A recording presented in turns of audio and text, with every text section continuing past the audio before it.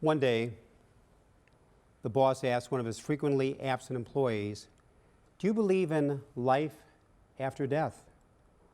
"Why, yes, I do. Of course I do," said the employee. "Well, then, that makes everything just fine," said the boss, "because after you left yesterday to go to your grandmother's funeral, Grandma stopped in to see you." You know, I like that one. Life is filled with many, many surprises and the unexpected. An elderly man was walking along the beach after a big storm. 20 yards ahead of him was a young woman who was picking up starfish that the storm had stranded on the beach. She was throwing the starfish back into the ocean one at a time, one at a time. When the man caught up with her, he asked the woman what she was doing. She replied that the starfish would die unless they were returned to the sea before the hot sun began to get them baked and die. The man said, "But the beach goes on for miles and miles, and there are thousands and thousands of starfish. What possible difference can you make one at a time?" The woman picked up one starfish, looked at it, and said, "To this one, it makes all the difference." And she returned it gently back into the sea.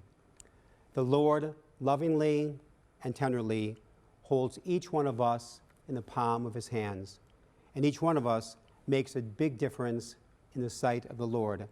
Sometimes the seasons in our lives are stormy. Sometimes the seasons in our lives are very calm. 2 days are never probably ever the same. Seasons change, and the seasons of our lives also change. The winds may blow hard, but the Lord is always with us. The Lord takes each one of us by the hand and says, "Trust me, I love you, I'll never abandon you." Ultimately, we're not in control, therefore, let go and let God.